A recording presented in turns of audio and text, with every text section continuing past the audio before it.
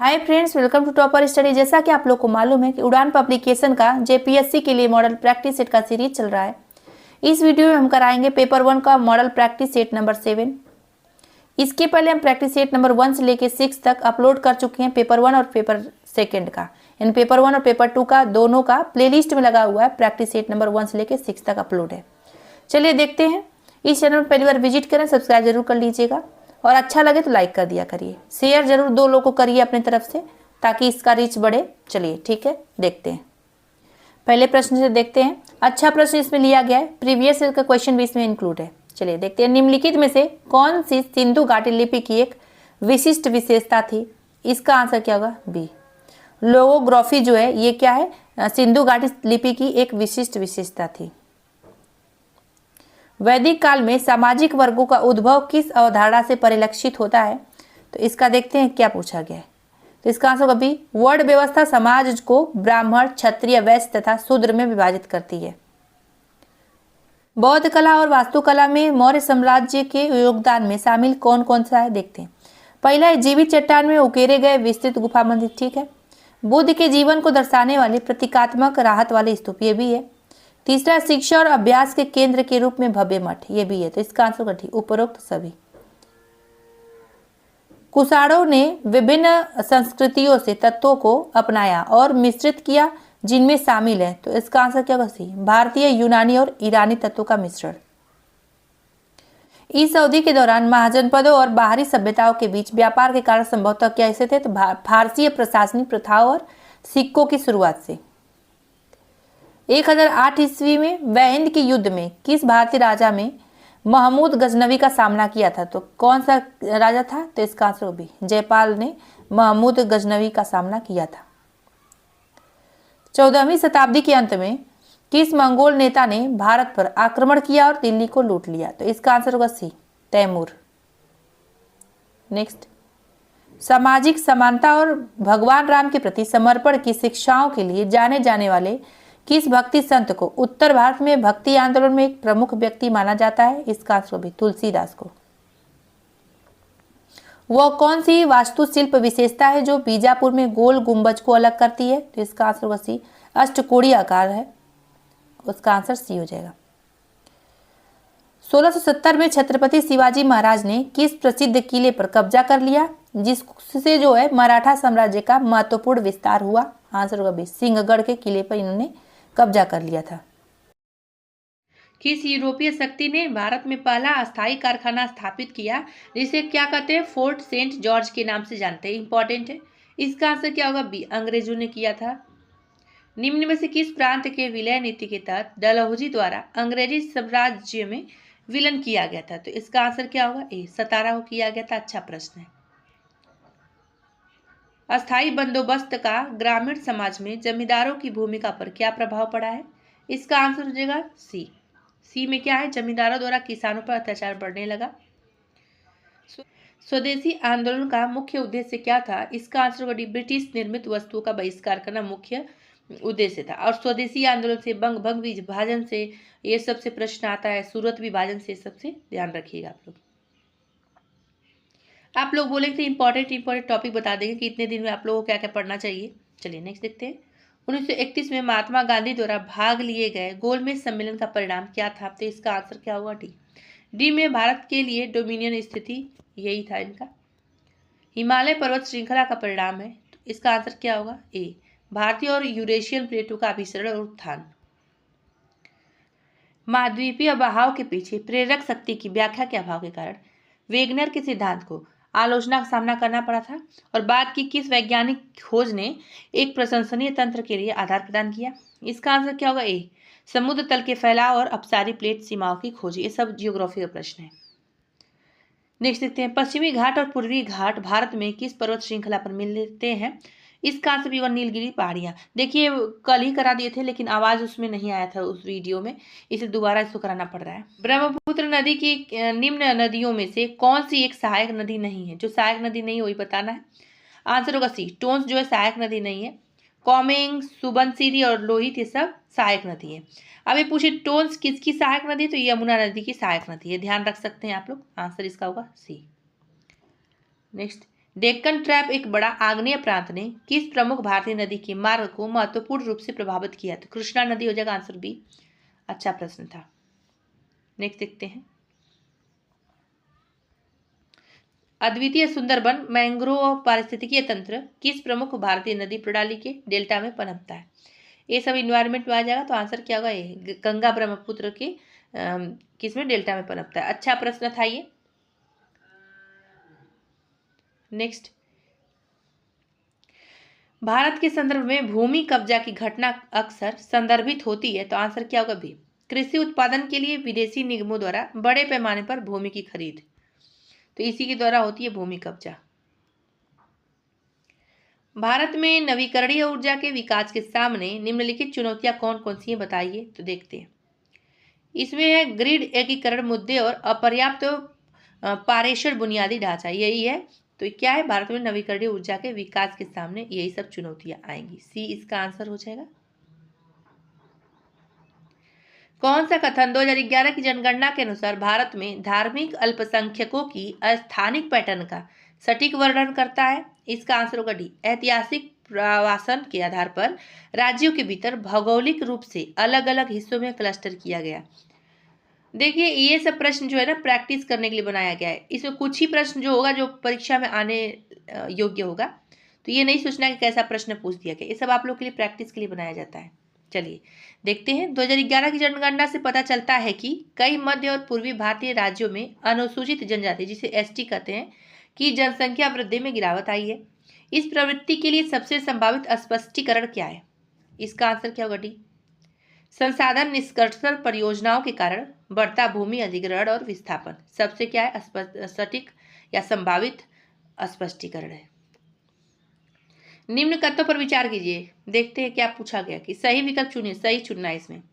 पहला क्या है? केंद्रीय मंत्रिपरिषद में मंत्रियों की 3 श्रेणियां होती हैं। हाँ होती हैं। अब कौन कौन सी 3 होती हैं? तो कैबिनेट मंत्री, राज्य मंत्री, उप मंत्री, ये तीनों होती हैं। दूसरा क्या है? प्रधानमंत्री के कर्तव्यों का वर्णन अनुच्छेद 78 में किया गया, यानी आर्टिकल 78 में किया गया है। ये भी सही है। तो इसका आंसर होगा सी। ए और बी दोनों कथन सही है। ये भी पॉलिटी का प्रश्न था। राज्य पुनर्गठन आयोग में कौन सदस्य नहीं थे? जो सदस्य नहीं है उनका नाम बताना है। इसका आंसर हुआ सी। एस के धर जो है सदस्य नहीं थे राज्य पुनर्गठन आयोग में। कौन कौन थे? फजल अली थे, के एम फडिकर थे और एच एन कुंजर थे। ये देखिए बहुत अच्छा प्रश्न है। राज्य पुनर्गठन आयोग से प्रश्न आता भी है। अब ये पूछा जाता है कि उसके राज्य पुनर्गठन आयोग के अध्यक्ष कौन थे, किसकी अध्यक्षता में किया गया था? तो फजल अली की अध्यक्षता में किया गया था। निम्नलिखित कथनों में से कौन सा अधिकार वाक एवं अभिव्यक्ति की स्वतंत्रता के तहत शामिल है? देखते हैं। राष्ट्रीय ध्वज फहराने का अधिकार हाँ है। फोन टैपिंग के विरुद्ध अधिकार ये भी है। प्रेस की स्वतंत्रता का अधिकार है। व्यावसायिक विज्ञापन की स्वतंत्रता का अधिकार दिया गया है। तो चारों हो जाएगा। तो आंसर होगा ठीक, इनमें से सभी। अतः 29 नंबर। निम्न में असंगत कथन को चिन्हित कीजिए, मतलब जो सही नहीं है उसी को बताना है। तो राष्ट्रपति मंत्रियों को विभिन्न मंत्रालय आवंटित करता है, यही असत्य है, असंगत है। तो आंसर ए होगा। अब ये क्यों असत्य है? क्योंकि जो होता है प्रधानमंत्री मंत्रियों को विभिन्न मंत्रालय आवंटित करता है, ना कि राष्ट्रपति। दूसरा क्या? प्रधानमंत्री किसी भी मंत्री को त्यागपत्र देने अथवा राष्ट्रपति को उसे बर्खास्त करने की सलाह दे सकता है। हाँ, राष्ट्रपति को प्रधानमंत्री सलाह देता है। प्रधानमंत्री जो है मंत्रिपरिषद की अध्यक्षता करते हैं और उसके निर्णय को प्रभावित करते हैं। हाँ ठीक है। तीसरा क्या है? राष्ट्रपति उन्हीं व्यक्तियों को मंत्री नियुक्त करते हैं जिनका सिफारिश प्रधानमंत्री द्वारा की जाती है। ये भी ठीक है। आंसर क्या हो जाएगा? पूछा क्या असंगत, तो ये होगा। नेक्स्ट देखते हैं। भारत में राष्ट्रीय सुरक्षा परिषद की स्थापना किस समिति की सिफारिश पर की गई थी? इसका आंसर केसी पंत की सिफारिश पर, यानी इनकी अध्यक्षता में की गई थी भारत में राष्ट्रीय सुरक्षा परिषद की स्थापना। सरदार वल्लभ भाई पटेल राष्ट्रीय पुलिस अकादमी की स्थापना वर्ष 1948 में कहां पर की गई थी? आंसर ए होगा, माउंट आबू में की गई थी। 32 वाले क्वेश्चन पे आते हैं। निम्न कथनों पर विचार कीजिए। सही विकल्प चुनिए। सही विकल्प पूछा गया है। इसमें दिया पहला, राष्ट्रीय बाल अधिकार संरक्षण आयोग में कुल 7 सदस्य होते हैं। ठीक है। दूसरा, इस आयोग में सभी सदस्यों की अधिकतम आयु सीमा 65 वर्ष होती है। ये गलत है। इसका आंसर सही विकल्प चुनना है, तो आंसर ए होगा। अब ये बी वाला क्यों गलत है? क्योंकि इस आयोग जो होते हैं अध्यक्ष, उनकी आयु सीमा 65 वर्ष होती है और जितने भी सदस्य होते हैं उनको छोड़ के उनका आयु क्या होता है, 60 वर्ष का होता है। ये ध्यान रखिएगा आप लोग। नेक्स्ट, भारतीय लोक प्रशासक संस्थान की स्थापना किस रिपोर्ट की सिफारिश पर की गई थी? इसका आंसर होगा डी, पॉल एच एपलबी रिपोर्ट के सिफारिश पर भारतीय लोक प्रशासक संस्थान की स्थापना की गई थी।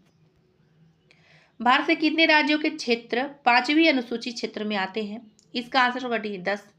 अब 10 में से किसी का नाम दे देगा, 4 का पूछे कौन इसमें नहीं है। देखिए 10 में हो जाएगा आंध्र प्रदेश, तेलंगाना, छत्तीसगढ़, गुजरात, हिमाचल प्रदेश, झारखंड, एमपी यानी मध्य प्रदेश, महाराष्ट्र, ओडिशा और क्या है, राजस्थान। ठीक है, राजस्थान हो जाएगा। इसको ध्यान दे सकते हैं, अच्छा प्रश्न था।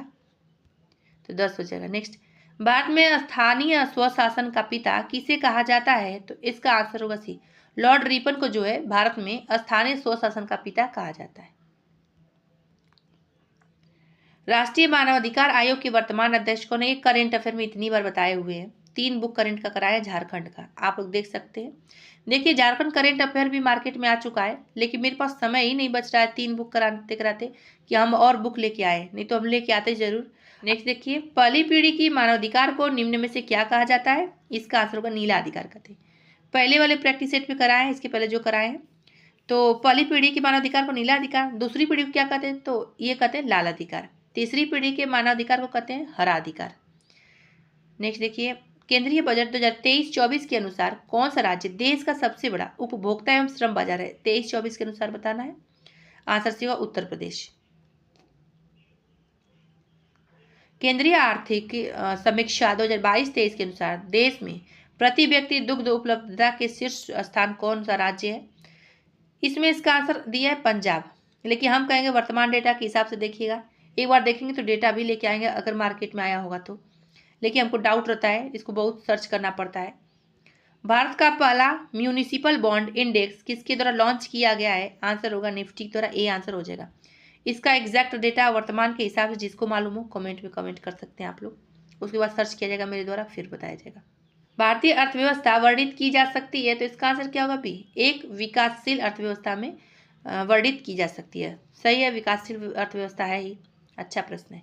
यदि एक दी हुई समयावधि में कीमतें तथा मौद्रिक आय 2 गुनी हो जाए तो वास्तविक आय क्या हो जाएगी? तो सी होगा ही, अपरिवर्तित रहेगी।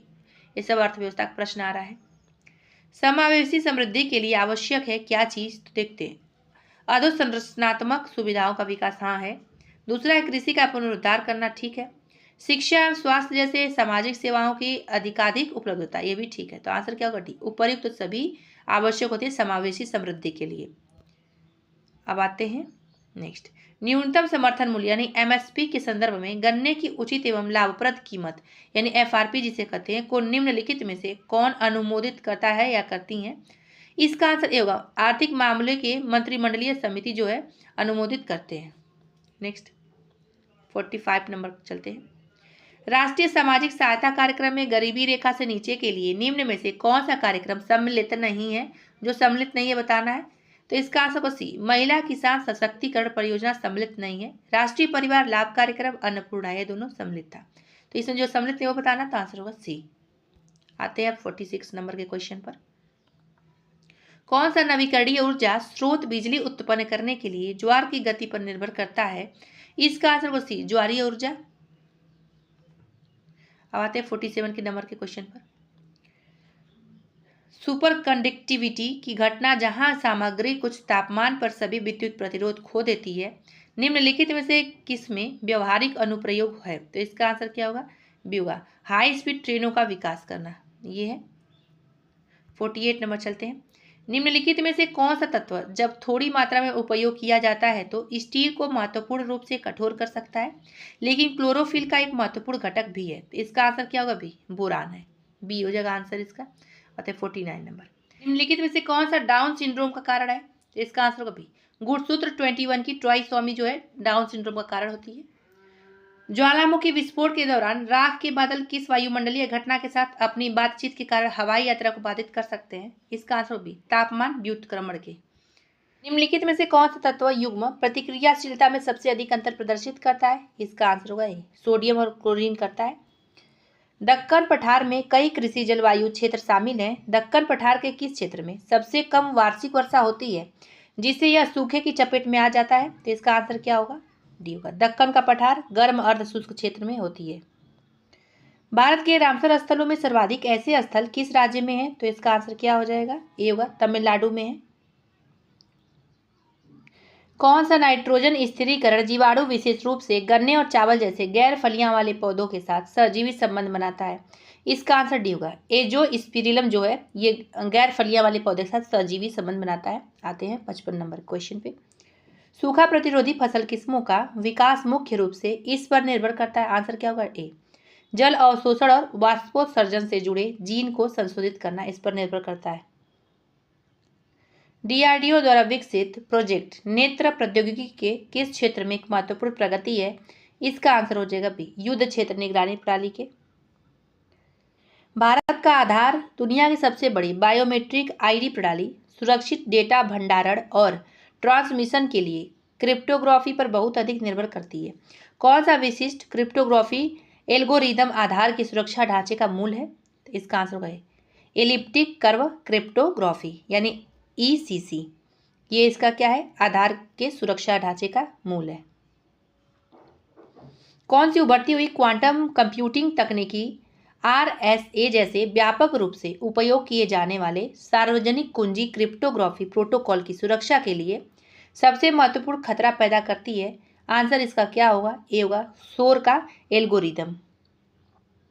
देखिए कई जो PDF है मॉर्निंग में सेंड किए हैं, उसमें क्या क्या सेंड किए हैं? झारखंड का भूगोल सेंड किए हैं। झारखंड की योजनाएं का डेट जो 2023 तक हुआ है उसका आता है, ये डेट पूछ लिया जाता है। उसके बाद JPSC के लिए और झारखंड में कोई भी एग्जाम है सबके लिए महत्वपूर्ण है। उसके बाद ISFR रिपोर्ट सेंड किए हैं, उसको जाके देख सकते हैं, सब इम्पॉर्टेंट है। और झारखंड का सामान्य परिचय, ये 4 PDF सेंड किए हैं, उसमें जाके विजिट करिए टेलीग्राम पर, डिस्क्रिप्शन में लिंक दे दिए हैं। आप लोग के लिए अच्छा रहेगा, उसमें से प्रश्न आता है। ISFR रिपोर्ट से 1-2 प्रश्न जरूर आता है, हर ईयर में आता है और हर एक एग्जाम में आता है।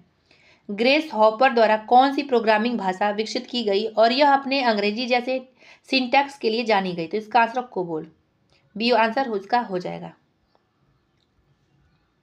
अगर कोबोल का COBOL, अब इसका फुल फॉर्म अगर पूछ लिया जाए इसमें से कोई वर्ड उठा के तो क्या होगा? तो आप लोग बता सकते हैं। CO का हो जाएगा कॉमन, B से बिजनेस, O से ओरिएंटेड, L से लैंग्वेज। चलिए आते हैं 60 नंबर के क्वेश्चन पे। 2 कारक प्रमाणीकरण यानी 2FA निम्नलिखित की आवश्यकता के द्वारा सुरक्षा की एक अतिरिक्त परत जोड़ता है। किसकी आवश्यकता के द्वारा ये पूछा गया है? सुरक्षा प्रश्नों का उत्तर देना हाँ। 1 टाइम पासवर्ड यानी OTP प्रदान करना, ये भी सही है।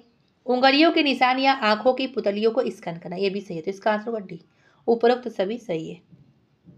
वर्ष के अधिकांश हिस्से में बेरोजगार रहने वाले व्यक्तियों की संख्या को क्या कहा जाता है? आंसर इसका ए होगा, सामान्य स्थिति बेरोजगारी कहा जाता है। और अगर आप घटना चक्र पढ़े होंगे अर्थव्यवस्था का तो उसमें देखे होंगे ये प्रश्न आया हुआ है कई एग्जामों में। प्राथमिक घाटा किसे कहा जाता है? तो इसका भी पूछा जाता है, ध्यान रखिएगा। तो इसका आंसर होगा डी, राजकोषीय घाटा माइनस ब्याज भुगतान।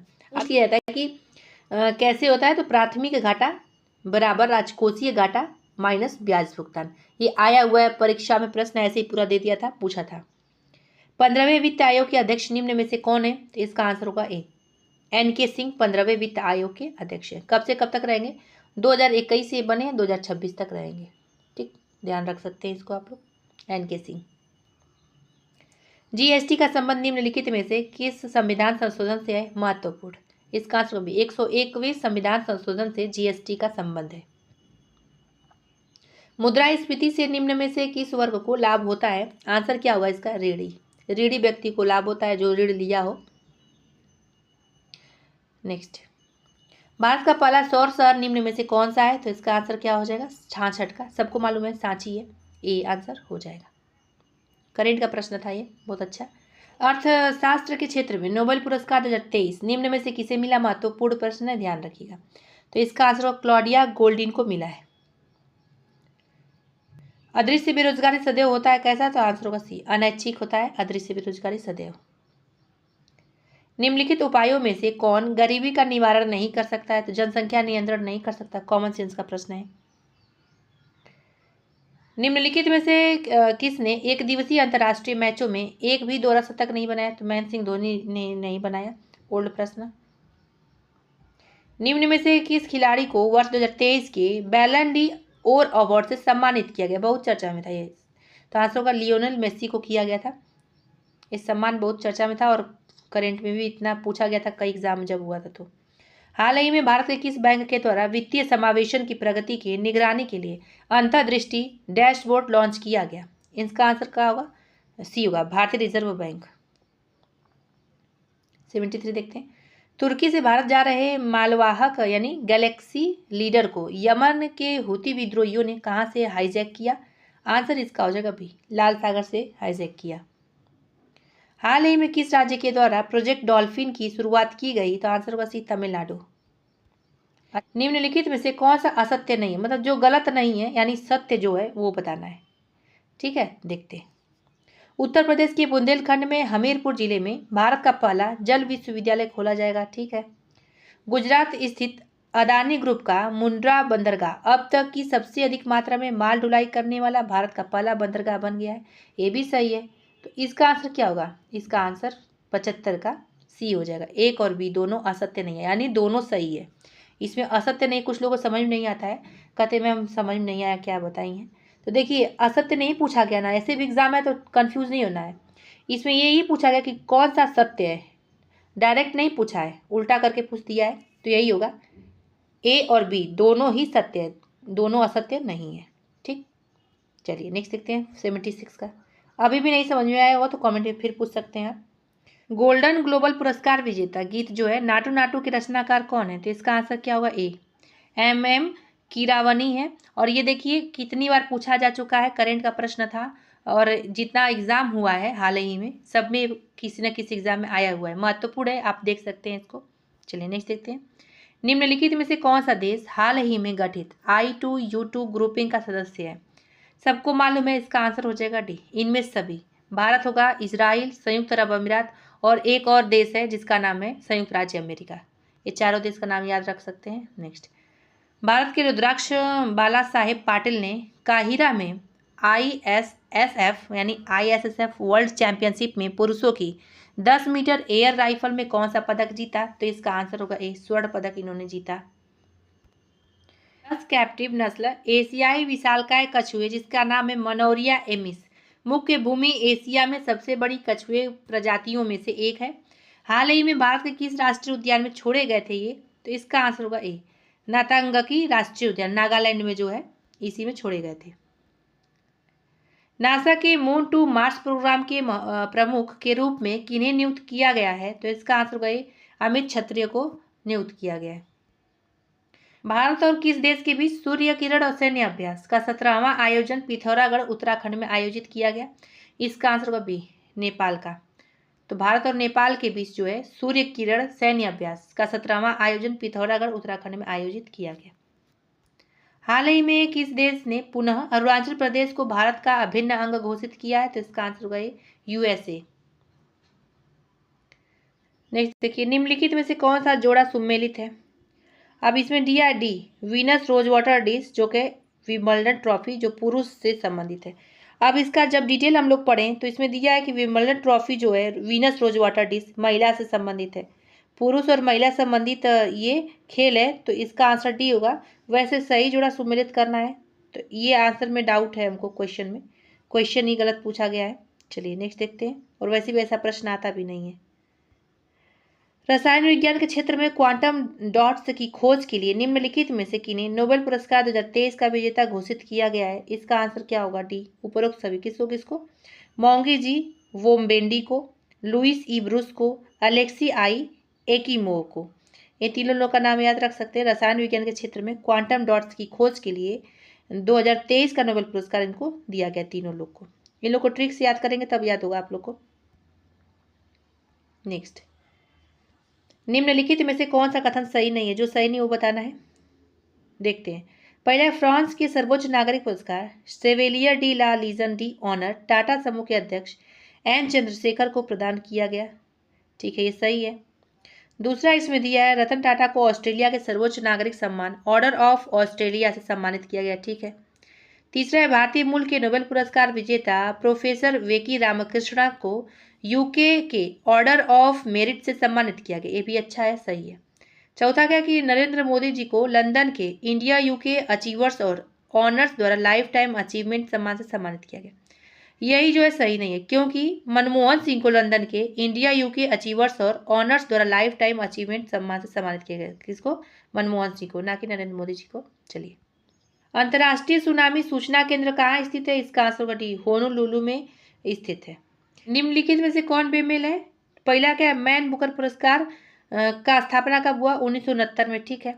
रेमन मैग्सेसे पुरस्कार, तो इसका होगा 1957 में। एबल पुरस्कार की स्थापना 2003 में।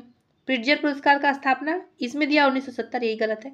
आंसर होगा डी, डी वाला बेमेल है, क्योंकि इसका स्थापना वर्ष है 1979 में। ध्यान रख सकते हैं 1979 में। गणेश शंकर विद्यार्थी पुरस्कार का संबंध किस क्षेत्र से है? इसका आंसर डी होगा, पत्रकारिता के संबंध में है। यूनेस्को द्वारा विज्ञान को लोकप्रिय बनाने के लिए दिए जाने वाला कौन सा पुरस्कार है, जिसका स्थापना 1952 में बीजू पटनायक ने किया था? बहुत अच्छा प्रश्न पूछा भी जाता है। अब बीजू पटनायक कौन थे? तो उड़ीसा के भूतपूर्व मुख्यमंत्री थे। इन्होंने किया था, तो इसका आंसर होगा सी, कलिंगा पुरस्कार। इसको क्या कहा जाता है? यूनेस्को द्वारा कलिंगा पुरस्कार के रूप में उत्कृष्ट किया गया है। अंतर्राष्ट्रीय प्रीमियर टेनिस लीग के संस्थापक कौन है? इसका आंसर सी, महेश भूपति जो है अंतर्राष्ट्रीय प्रीमियर टेनिस लीग के संस्थापक है। 91 पे चलते हैं, देखते हैं निम्नलिखित में से कौन सा युग्म सम्मिलित नहीं है? देखते हैं। अनौपचारिक बस्तियां किसे कहते हैं? तो बुनियादी ढांचे और सेवाओं का अभाव जहां होता है।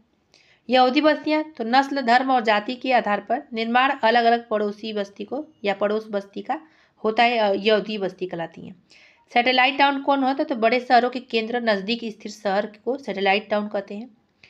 आउट ग्रोथ किसको कहते हैं? तो ये गलत दिया, यही होगा, असंगत है, यानी जो सम्मिलित नहीं है, डी हो जाएगा। अब आउट ग्रोथ किसे कहते हैं? तो देखिए, किसी बड़े शहर या शहर से सटी छोटी बस्ती जो उसे विकसित हुई हो, लेकिन प्रशासनिक उद्देश्यों के लिए सरकार द्वारा अभी भी एक अलग इकाई मानी जाती है, उसे आउटग्रोथ कहते हैं। नेक्स्ट, झारखंड में पहली बार राष्ट्रपति शासन किस वर्ष लागू किया गया था? कितनी बार पूछा गया? आंसर होगा सी, 2009 में किया गया था। हो भाषा के लिपि आविष्कारक लाको बोदरा का संबंध किस जिले से है? तो इसका आंसर क्या होगा? बी, पश्चिमी सिंहभूम से है। नेक्स्ट देखिए 94 नंबर के क्वेश्चन पर, संयुक्त राष्ट्र की एकमात्र त्रिपक्षीय एजेंसी कौन सी है? तो इसका आंसर होगा डी, ILO है, यानी अंतर्राष्ट्रीय श्रम संगठन। हाल ही में झारखंड के नवनियुक्त मुख्यमंत्री का निर्वाचन किस विधानसभा क्षेत्र से है? देखिए, ओल्ड डेटा है ये 2 फरवरी 2023 का बात कर रहा है, उसी समय करेंट अफेयर लिया गया ये। तो इसका आंसर होगा ये, सरायकेला। झारखंड में चलाया जा रहा समर जो है अभियान का उद्देश्य क्या है? इसका आंसर होगा डी, बच्चों एवं महिलाओं में व्याप्त कुपोषण एवं एनीमिया को दूर करना है समर अभियान का उद्देश्य। पीपरवार कोल वासनी की क्षमता लगभग कितनी है? इसका आंसर क्या हो जाएगा? 97 का बी। अब आप लोग हमको ये बताइए कि एशिया का सबसे बड़ी कोल वासनी कौन सा है? कमेंट में बता सकते हैं, जल्दी से बताइए, आता है परीक्षाओं में। झारखंड में तुरामडी से किस खनिज का खनन किया जाता है? इसका आंसर यूरेनियम का किया जाता है। अब आइए 99 क्वेश्चन देखते हैं। औरंगा जलाशय परियोजना किस पंचवर्षीय योजना के दौरान प्रारंभ की गई थी? आंसर से वह 7वीं। किस वर्ष केंद्र सरकार द्वारा देश का प्रथम गज आरक्षी स्थापित किया गया? इसका आंसर से होगा 2001 में। तो फ्रेंड्स, यहाँ पे वीडियो समाप्त होता है। चैनल पर पहली बार विजिट करें, सब्सक्राइब जरूर कर दीजिएगा। देखिए, 2-4 दिनों के अंदर या 5 दिनों के अंदर आपका पूरा प्रैक्टिस सेट कंप्लीट करा दिया जाएगा उड़ान पब्लिकेशन का। उसके बाद देखेंगे तो दूसरा कोई बुक लेके आएंगे, शिवांगन पब्लिकेशन कर रहे हैं, या तो करेंट अफेयर लेके आएंगे जो आया हुआ है, या तो उड़ान का जो है ऑब्जेक्टिव लेके आएंगे। तो इसको आप लोग देखिए, फिर उसको कंप्लीट करते हैं, फिर उसको लेके आते हैं। इसके साथ साथ अगर उसको लाएंगे तो वो छूट जाएगा, या तो इसमें से कुछ भी छूट जाएगा। तो हम नहीं चाहते हैं कि कोई बुक आधा अधूरा छोड़ें। अब चलिए, फिर मिलेंगे अगले वीडियो में अगले टॉपिक के साथ। कोई भी क्वेश्चन में आपको डाउट हो तो कमेंट में पूछ सकते हैं। अगर आप लोग को उसका आंसर मालूम हो तो क्वेश्चन नंबर के साथ आंसर भी मेंशन कर सकते हैं, क्योंकि सारा हम क्रॉस चेक करने के बाद कहीं कहीं ऐसा है कि छूट सकता है। रोबोट तो है नहीं, कोई छूट सकता है। आप लोग इतना सपोर्ट करें, आप लोग का हृदय से धन्यवाद है। लेकिन आप लोग प्लीज़ कोई डाउट हो तो ज़रूर पूछिएगा। कोई बुक चाहिए तो सब कुछ आप लोग के लिए यहाँ पर उपलब्ध कराया जाएगा। कोई भी परेशान होने का ज़रूरत नहीं है, बस कामयाब होइए। कामयाबी बहुत ज़रूरी है, सबको मिलना अच्छा रहता है, किसी न किसी क्षेत्र में कामयाब जरूर होना है, एक ही बार लाइफ मिलता है। चलिए फिर मिलेंगे अगले वीडियो में अगले टॉपिक के साथ।